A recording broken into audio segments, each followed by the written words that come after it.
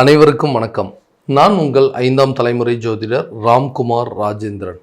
நம்ம இன்னைக்கு பார்க்க போகிற தலைப்பு, மிதுன ராசி அன்பர்களுக்கு உங்களுடைய ராசிக்கு 6ஆம் இடமான விருச்சக ராசியில் 3 கிரகங்களுடைய சேர்க்கை, சூரியன், சுக்கிரன் மற்றும் புதன் ஆகிய 3 கிரகங்களுடைய இணைவு டிசம்பர் மாதம் 6ஆம் தேதி முதல் 15ஆம் தேதி வரை நடைபெறவிருக்கு.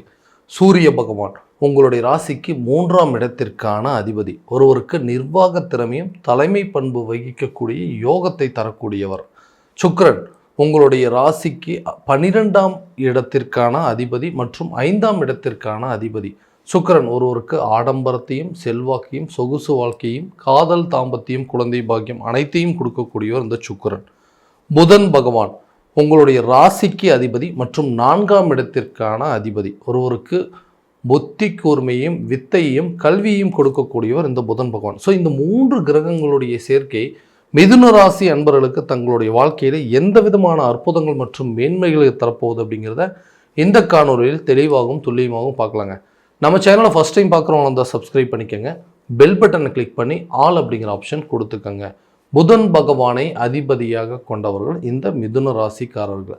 புத்திக்கு அதிபதி, வித்தைக்கு அதிபதி, கல்விக்கு அதிபதி என்று அழைக்கக்கூடியவர் இந்த புதன். ஒரு விஷயத்தை பண்ணுறதுக்கு முன்னாடி ஒரு தடவைக்கு பல தடவை யோசித்து செயல்படக்கூடிய நபர்கள். எல்லாத்தையுமே பார்த்து தான் செய்வாங்க. ஏன்னா எந்த சூழலையும் அது தவறாக போயிடக்கூடாது அப்படிங்கிறதுக்காக எல்லாத்தையும் நிதானமாக பொறுமையாக செய்யக்கூடிய நபர்கள் இந்த மிதுன ராசிக்காரர்கள். வாழ்க்கையில் எந்த விதத்துலையும் எந்த தவறும் நம்மளால் நடந்துடக்கூடாது அப்படிங்கிறதுக்காக பார்த்து செஞ்சாங்க. ஆனால் இன்றைக்கி என்னுடைய சூழ்நிலை இந்த காரியத்தை இப்படி செஞ்சு எப்படி தப்பாக போச்சு அப்படிங்கிறதே தெரியலைங்க. நான் ஒன்று நினச்சி பண்ணால் இன்றைக்கி நடந்த விஷயங்கள் வேறு ஒன்றா இருக்குதுங்க. தன்னை சுற்றி என்ன நடக்குது அப்படிங்கிறதே என்னால் புரிஞ்சிக்க முடியலைங்க. எதனால் எனக்கு மட்டும் இப்படி நடக்குது, இந்த ராசியில் பிறந்ததுனால என்னமோ தெரியல, எல்லாமே தப்பாக நடக்குதுங்க. இளம் வயதுலேருந்து பிறந்ததுலேருந்து இன்றைக்கி வரைக்கும் கஷ்டம் மட்டும்தான் பட்டுட்ருக்கேன். என்னால் எந்த ஒரு விஷயத்தையுமே துணிஞ்சு இறங்கி செயல்பட முடியல. அந்த தயக்கமும் பதட்டம் அப்படிங்கிறது இருந்துகிட்டே இருக்கு. எனக்கு மட்டும் ஏன் இப்படி நடந்துகிட்டே இருக்குங்க. எல்லாத்தையுமே யோசிக்கிறேங்க. ஒரு தடவைக்கு 4 தடவை யோசிக்கிறேன். ஏன்னா புதன் பகவான் அதிபதி அப்படிங்கிறதுனால 4 தடவை யோசித்து அதில் எந்த தவறும் நடந்துடக்கூடாது அப்படின்னு சொல்லி மற்றவங்ககிட்ட சஜஷன் கூட நான் எப்போவுமே கேட்டதே கிடையாது. எனக்கு சரின்னு பட்டதை நான் கரெக்டாக தான் செஞ்சுட்டு இருந்தேங்க. இந்த சூழல்லேருந்து எப்போ தான் வெளியே வர முடியும், என்னால் பழையபடி மீண்டும் செயல்பட முடியாதா, நான் பட்ட கஷ்டங்களுக்கு உண்டான பலன்கள் அப்படிங்கிறது இருக்கவே இருக்காது அப்படின்னு யோசிக்கிறவங்களுக்கு கண்டிப்பாக இது ஒரு நல்ல வாய்ப்புகளாக இருக்கும். ஏன்னா இந்த கிரகங்களுடைய சேர்க்கை தங்களோட வாழ்க்கையில் நிறைய மாற்றங்களை கொடுக்கக்கூடிய ஒரு காலகட்டங்கள். வேலை ரீதியாக எல்லாம் நல்லபடியாக வேலை பார்த்துட்டு இருந்தாங்க. எல்லாமே என்னை பார்த்தாவே சொல்லுவாங்க, ஓகே இவர்கிட்ட இந்த வேலையை ஒப்படைச்சா கண்டிப்பாக 100% பர்ஃபெக்டாக செஞ்சு முடிக்கக்கூடிய நபர்கள், இவரால் மட்டும்தான் இந்த வேலையை செய்ய முடியும், ரொம்ப டேலண்டடான பர்சனுங்க, அதே மாதிரி ரொம்ப புத்திசாலின்னு சொல்லலாம், இவர்கிட்ட இந்த வேலையை ஒப்படைங்க, எல்லா வேலையும் கொண்டு ஒப்படைப்பாங்க, எல்லா வேலையும் கஷ்டப்பட்டு செய்வாங்க. ஆனால் அந்த உழைப்புக்கு தகுந்த ஊதியம், நான் செஞ்ச வேலைக்கு தகுந்த சம்பளம் அப்படிங்கிறது கூட இல்லை. ஏன்னா எந்த விதத்துலையும் ஒரு ப்ரொமோஷன் இல்லைங்க, ஒரு சேலரி இன்க்ரிமெண்ட் அப்படிங்கிறது எதுவுமே இல்லை. கடைசி வரைக்கும் கஷ்டப்பட்டுட்டு மட்டும்தான் இருக்கேன். எனக்கு பின்னாடி ஜாயின் பண்ணவங்க கூட இன்றைக்கி ஓஹோன்னு இருக்காங்க, பெரிய பொறுப்புகள் இருக்காங்க, பெரிய ப்ரமோஷன் கிடச்சிருக்கு, சேலரி இன்க்ரிமெண்ட் எல்லாம் போட்டாங்க. கடைசி வரைக்கும் நான் வேலை வாங்குறதுல மட்டுமே குறியாக இருக்கிறாங்க.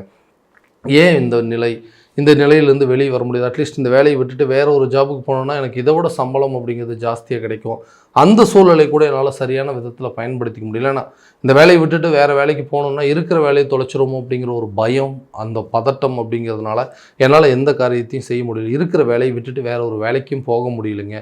இதுவும் ஒரு சில சூழல் அப்படின்னு யோசிச்சுட்டு இருக்கிறவங்களுக்கு கண்டிப்பாக புதிய வேலை கிடைப்பதற்கான ஒரு யோகம், வேலை செய்கிற இடத்துல உங்களுக்கு ப்ரமோஷன், இன்க்ரிமெண்ட், ட்ரான்ஸ்ஃபர் கிடைப்பதற்கான சூழல் அப்படிங்கிறது கூட கண்டிப்பாக இந்த காலகட்டங்களில் ஏற்படுங்க. வேலை செய்கிற இடத்துல இது வரைக்கும் இருந்த குழப்பங்கள் அப்படிங்கிறது நீங்கும். உடன் வேலை செய்கிறவங்களும் உங்களை எதிரியை பார்த்துட்டு இருப்பாங்க. அந்த நிலைகள் அப்படிங்கிறது மாறும். எதிரிகளும் நண்பர்களாக மாறக்கூடிய ஒரு காலகட்டமாக இருக்க போதுங்க.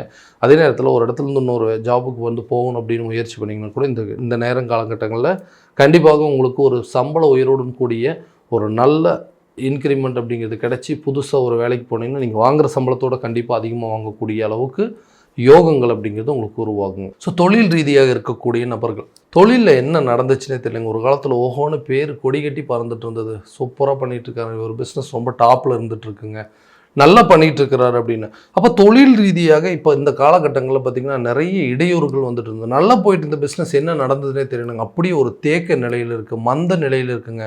அதாவது போட்ட முதலீடுகள் எல்லாம் அப்படியே லாக் ஆகி நிற்கிதுங்க. அடுத்த பிஸ்னஸ் ஒரு ஒரு ஒரு வாய்ப்பு கிடைக்கும், ஒரு அக்ரிமெண்ட் கிடைக்கும், ஒரு கான்ட்ராக்ட் கிடைக்கும் அப்படின்னு சொல்லி நிறைய எதிர்பார்ப்புகளோடு இருக்கிறேன். ஆனால் இன்றைக்கி நான் ஆரம்பித்த இடத்துலையே அப்படியே அதே இடத்துல நிற்கிற மாதிரி இருக்குது. நல்லா போயிட்டு இருந்த பிஸ்னஸ் இன்றைக்கி ஒன்றுமே இல்லாமல் போயிடுச்சுங்க. அதுலேருந்து வரக்கூடிய நமக்கு வர வேண்டிய லாபங்கள் அப்படிங்கிறது அங்கங்கே தேக்க நிலையாக இருக்குது. எனக்கு வர வேண்டிய பணமெல்லாம் அப்படி இப்படி நின்று போச்சுங்க. புதுசாக ஒரு வாய்ப்பு அப்படிங்கிறது கிடைக்க மாட்டேங்குது. ஸோ இந்த நிலைகளை எப்போ தான் மாறுங்க? மறுபடியும் என்னோடய பிஸ்னஸை நான் பழையபடி கொண்டு போக முடியாதா? நிலுவையில் இருக்கக்கூடிய தொகைகள் என் கைக்கு வந்து சேராதா? இந்த பண பிரச்சனை எப்போ தான் தீருங்க? நல்லபடியாக நானும் பழையபடி வந்து இந்த தொழிலை பண்ண முடியாதா? அந்த தொழிலில் நான் இழந்த பேர் புகழ் அந்தஸ்தை மீட்டெடுக்க முடியாதுன்னு கேட்டிங்கன்னா கண்டிப்பாக இது ஒரு நல்ல ஒரு ஆப்பர்ச்சுனிட்டிங்க. தேக்க நிலையில் இருக்கக்கூடிய அந்த பணம் வரவுகள் அப்படிங்கிறது கண்டிப்பாக உங்கள் கைக்கு வந்து சேருங்க. எங்கேருந்தெல்லாம் வர வேண்டிய பணம் பாக்கி இருக்கோ அந்த பணமெல்லாம் உங்கள் கைக்கு கூடி சீக்கிரத்தில் வசூலாகும். தொழிலை மறுபடியும் பழையபடி நடத்துவீங்க. இந்த பிரச்சனைகள்லாம் தீரக்கூடிய காலகட்டங்கள் மிக விரைவில் வரப்போகுதுங்க. அப்போ தொழிலில் நீங்கள் தான் கிங்கு. பழையபடி உங்கள் பிஸ்னஸ் நீங்கள் பண்ண ஆரம்பிச்சிட்டிங்க, அதில் நல்ல லாபத்தை சம்பாதிச்சிட்டிங்க அப்படின்னு மற்றவங்க உங்களை பார்த்து பொறாமப்படக்கூடிய ஒரு காலகட்டமாக இருக்க போது புதிய தொழிலை தொடங்குவதற்கான சில வாய்ப்புகள் அப்படிங்கிறது உங்களுக்கு உருவாகும். ஸோ இதனால் வந்து எனக்கு தேவையான நிதி தட்டுப்பாடுகள் அப்படிங்கிறது கண்டிப்பாக உங்களை விட்டு விலக போகுதுங்க. திருமணம் சம்மந்தப்பட்ட யோகங்கள். திருமணம் அப்படிங்கிற ஒரே ஒரு கனவு தாங்க. அந்த திருமணம் கரெக்டான விதத்தில் எனக்கு நடந்துருச்சு அப்படின்னா இன்றைக்கி என்ன மாதிரி ஒரு அதிர்ஷ்டசாலி யாருமே இல்லை. ஏன்னா அந்த திருமணத்துக்காக நான் பட்ட கஷ்டங்கள் ரொம்ப ஏராளங்க. நிறைய வரன்கள் பார்த்துட்டேங்க, நிறைய ஜாதகங்கள் பார்த்துட்டேன், எதுவுமே செட் ஆகலை. ஏதோ ஒரு காரணத்தினால தள்ளி போயிட்டே இருக்குது. திருமண லெவலுக்கு போன கல்யாணம் கூட திடீர்னு வந்து ஏதோ ஒரு காரணத்தினால நின்று போச்சுங்க. ஸோ இதனால் நிறைய அவமானங்களை சந்திச்சிட்ருக்கேன். திருமணம் சம்மந்தப்பட்ட யோகங்கள் நடைபெறும் அப்படின்னு கேட்டிங்கன்னா கண்டிப்பாக கூடிய விரைவில் உங்களுக்கு திருமணம் ஏற்படுங்க. யாரெல்லாம் உங்களுக்கு வந்து இடையூறுகளாக இருந்தாங்க, யார் மூலமாலாம் சில இடையூறுகள் பிரச்சனைகள் வந்துட்டு இருந்தது, உங்களுக்கு நடக்கக்கூடிய சுபகாரியங்களை தடுத்துட்டு இருந்தாங்க, அவங்களே உங்களை விட்டு விலகக்கூடிய ஒரு காலகட்டமாக இருக்க போது அவங்க மூலமாக உங்களுக்கு ஒரு நல்ல யோகம் அப்படிங்கிறது நிச்சயம் உருவாகும். லவ் பண்ணிகிட்டு இருக்கிறவங்க கூட திருமணம் செய்வதற்கான சில ஒரு நல்ல அறிகுறிகள் அப்படிங்கிறது இருக்குங்க. விட்டு சென்றவர்கள் விலகி சென்றவர்கள் உங்களை தேடி வரக்கூடிய ஒரு காலகட்டம் அப்படின்னு சொல்லலாம்.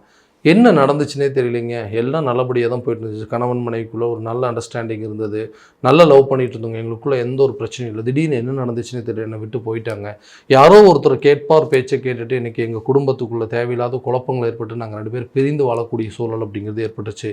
மறுபடியும் நம்மளை விட்டுட்டு போனவங்க வந்தாங்க அப்படின்னா தான் என்னோடய வாழ்க்கையில் மறுபடியும் வந்து நான் பழையபடி மாற முடியும். என்னை வந்து இழந்துட்டாங்க, அவங்களுடைய ஞாபகமாகவே இருக்குது.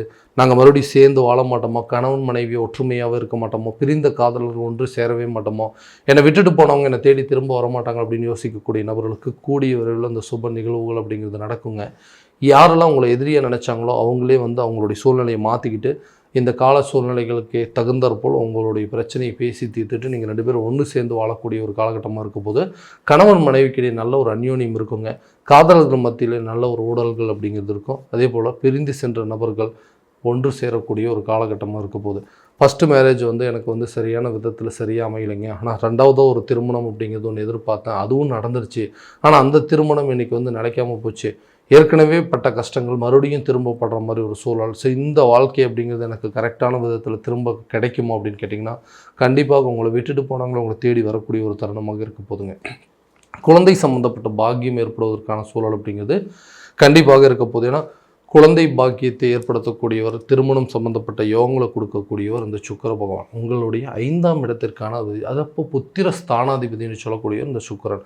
ஸோ அந்த சுக்கிர பகவான் உங்களுடைய ராசிக்கு 6ஆம் இடத்துல இருக்கும்போது மருத்துவ ரீதியாக நீங்கள் நிறைய ட்ரீட்மெண்ட் எடுத்துருப்பீங்க. குழந்தை பாக்கியத்துக்காக நிறைய முயற்சிகள் பண்ணியிருப்பாங்க. அந்த முயற்சிகள் வெற்றி அடையக்கூடிய ஒரு காலகட்டமாக இருக்கும் போது மருத்துவ செலவுகள் எல்லாமே குறைஞ்சி அந்த IVF சம்மந்தப்பட்ட ட்ரீட்மெண்ட்டாக இருக்கட்டும், இல்லை செயற்கை கருத்தரிப்பு மூலமாக இருக்கட்டும், இல்லை நீங்கள் வந்து நிறைய வந்து ஒரு சில மிஸ்கேரேஜ் எல்லாம் ஆயிடுச்சுங்க. ஸோ அந்த மாதிரி பிரச்சனைகள் இருந்தால் மீண்டு வந்துட்டு நிறைய செலவுகள் பண்ணிட்டோம். ஸோ இனியாவது நல்லது நடக்குமான்னு கேட்டிங்கன்னா கூடிய விரைவில் குழந்தை பாக்கியம் அப்படிங்கிறது ஏற்படுங்க. நீண்ட நாட்களாக ஒரு சொத்து வாங்கணும், ஒரு வீடு வாங்கணும், ஒரு இடம் வாங்கணும் அப்படின்னு சொல்லிட்டு யோசிச்சுட்டே இருக்கிறேங்க. அதுக்குண்டான முயற்சிகள் நிறைய பண்ணிகிட்ருக்காங்க. அதெல்லாம் தடையாகவே வந்துட்டுருக்கு. வரக்கூடிய பணம் கரெக்டான இடத்துலேருந்து வந்து சேரலிங்க. அந்த வாங்கக்கூடிய இடத்துல நிறைய சட்ட சிக்கல்கள் அப்படிங்கிறது இருக்குது. சொந்தமாக ஒரு வீடு கட்ட முடியாத முயற்சிகள் அப்படிங்கிறது எல்லாம் தடைபட்டுருக்கு. ஏன்னா வீடு கட்டணும்னு பணம் வச்சுருந்தா அது வேறு விதமாக செலவாகுதுங்க. இடம் வாங்கணுன்றது மருத்துவ செலவுகள் வருது. எனக்கு வர வேண்டிய தொகைகள் கூட கரெக்டான நேரத்தில் வந்து சேரலை அப்படின்னு யோசிக்கிறவங்களுக்கு கூடிய விரைவில் வீடு கட்டுவதற்கான முயற்சி சொந்தமாக இடம் வாங்குவதற்கான முயற்சி, வண்டி வாகனம் சம்மந்தப்பட்ட யோகங்கள், வரவேண்டிய தொகைகள் உங்கள் கைக்கு வந்து சேரக்கூடிய ஒரு தருணமாக இருக்க போதுங்க. ஸோ இந்த முயற்சிகள் கை கூடக்கூடிய காலகட்டங்கள். வம்பு வழக்கு சம்மந்தப்பட்ட பிரச்சனைகள் கூட சுமூகமாக மாறக்கூடிய ஒரு காலகட்டங்கள். ரொம்ப நாளாக வந்து ஒரு வில்லங்கங்கள் ஓடிட்டு இருக்குங்க, சொத்துக்கள் மேலே சில கேசஸ் இருக்குதுங்க, அல்லது கணவன் மனைவிக்கிடையே வந்து விவாகரத்து சம்மந்தப்பட்ட சில கேசஸ் அப்படிங்கிறது இருக்குது. ஸோ அந்த மாதிரி பிரச்சனைகள் தீரக்கூடிய ஒரு தருணமாக இருக்கும் போது வம்பு வழக்குகளாகவும் கோர்ட்டு கேஸ் பிரச்சனைகள் உங்களுக்கு சாதகமாக அமையக்கூடிய சூழல் அப்படிங்கிறது இருக்கும். ஆரோக்கிய ரீதியாக இருக்கக்கூடிய மன உளைச்சல்கள் அப்படிங்கிறது தீருங்க. ஏன்னா ஹெல்த் ரிலேட்டடாக நிறைய பிரச்சனைகள் இருக்குங்க. என்னால் வந்து இந்த மாதிரி சுறுசுறுப்பாகவே இருக்க முடியல, ஆக்டிவாக சில காரியங்கள் செய்ய முடியல, எப்போ பார்த்தாலும் வந்து முடக்கமாகவே இருக்குது, என்னால் வந்து எந்திரிச்சு நிற்கிறதுக்கு கூட தெம்பு இல்லை, மனசில் ஏதோ ஒரு விதமான மன உளைச்சல்கள் அப்படிங்கிறது ரொம்ப ஜாஸ்தியாக இருக்குது. ஏன்னா ஆக்டிவாக இருக்க முடியாத ஒரு சில சூழல் அப்படிங்கிறது. ஸோ இந்த ஆரோக்கிய கெடுதல்கள் அப்படிங்கிறது உங்களை விட்டு விலகுங்க. உங்களுக்கு இருக்கக்கூடிய சுறுசுறுப்பு அப்படிங்கிறது கூடும். ஆரோக்கியம் சம்மந்தப்பட்ட பாதிப்புகள் எல்லாமே உங்களை விட்டு விலகக்கூடிய ஒரு காலகட்டமாக இருக்க போகுது. கல்வி ரீதியாக இருக்கக்கூடிய தடைகள், கல்வியில் இருந்து வந்த மந்த நிலைகள், கல்வியில் இருந்து வந்த ஞாபக மறதிகள் அப்படிங்கிறதெல்லாம் தீருங்க. வெளியூர் மற்றும் வெளிநாடு சம்மந்தப்பட்ட கல்வி அப்படிங்கிறது மேம்படும். ஆரம்ப கல்வியாக இருக்கட்டும், உயர்கல்வியாக இருக்கட்டும், கல்வி கற்கக்கூடிய ஒரு காலகட்டங்கள் அப்படிங்கிறது, ஒரு நல்ல சூழல் அப்படிங்கிறது உங்களுக்கு நிச்சயமாக ஏற்படும். கடனை அடைப்பதற்காக எடுக்கக்கூடிய முயற்சிகள். எதுக்காக கடன் வாங்கினேனே தெரியலைங்க, சின்னதாக ஒரு விஷயத்தை ஆரம்பித்தேன், சின்னதாக ஒரு இடத்துல கடன் வாங்க ஆரம்பித்தேன், இன்றைக்கி அந்த கடன் அப்படிங்கிறது வளர்ந்து நின்று இன்றைக்கி என் கழுத்தை நெரிக்கிற அளவுக்கு சில சூழ்நிலைகள். தேவையில்லாத ஒரு இடத்துல வட்டி கட்டுறதுக்காக இன்னொரு இடத்துல கடன் வாங்கி அந்த இடத்துல வட்டி கட்டினாங்க. இன்றைக்கி அந்த வட்டிக்கு கடன் வாங்கி வட்டி கட்டக்கூடிய ஒரு சில சூழல் அப்படிங்கிறது ஏற்பட்டுச்சு. பணம் ரீதியாக நிறைய பிரச்சனைகளை சந்திச்சிட்டேன். எனக்கு வர வேண்டிய தொகைகள் கரெக்டான நேரத்தில் வரல, எல்லாமே அங்கங்கே தேங்கி போய் நிற்கிதுங்க. எனக்கு கிடைக்க வேண்டிய பணம் கிடைச்சது அந்த கடன் எல்லாத்தையும் அடிச்சுட்டு நிம்மதியான ஒரு வாழ்க்கையை வாழணும் அப்படின்னு நினச்சிட்டு இருக்கேன். அதுக்குண்டான யோக காலங்கள் கூடிய விரைவில் வரப்போகுதுங்க. இந்த கடனை அடைப்பதற்காக எடுக்கக்கூடிய முயற்சிகள் கண்டிப்பாக ஒரு நல்ல பிரதிபலன் அப்படிங்கிறது கொடுக்கும். கடனை நிச்சயமாக அடைக்கக்கூடிய ஒரு காலகட்டமாக இருக்க போதுங்க. ஸோ இது வரைக்கும் நம்ம பார்த்ததெல்லாம் கோச்சார ரீதியான பலன்கள் மட்டும்தான். இந்த பலன்கள் அனைத்து உங்களுக்கு நடக்குமானா உங்களுடைய சுய ஜாதகத்தை முழுமையாக தெரிஞ்சுக்கிட்டு அதற்குண்டானபடி சில முயற்சிகள் எடுத்தீங்க அப்படின்னா வாழ்க்கையில் எல்லா விதமான வெற்றிகள் அப்படிங்கிறது உங்களுக்கு நிச்சயமாக கிடைக்குங்க. உங்களுடைய ஜாதகத்தை எங்கிட்ட பார்க்கணும்னு விருப்பப்பட்டீங்கன்னா கீழே தெரியிற நம்பருக்கு கான்டாக்ட் பண்ணி அப்பாயின்மெண்ட் ஃபிக்ஸ் பண்ணிக்கோங்க. அப்படி இல்லையா உங்களோட ஜாதகத்தை வாட்ஸ்அப் மூலம் அனுப்பிச்சிச்சிங்க அப்படின்னா தெளிவான முறையில் கணிச்சு துல்லியமான பலன்கள் அப்படிங்கிறது உங்களுக்கு தெரியப்படுத்தப்படுங்க. மீண்டும் அடுத்த காணொளியில் உங்களை சந்திக்கும் வரை உங்களிடமிருந்து விடைபெறுவது உங்கள் ராம்குமார் ராஜேந்திரன். நன்றி.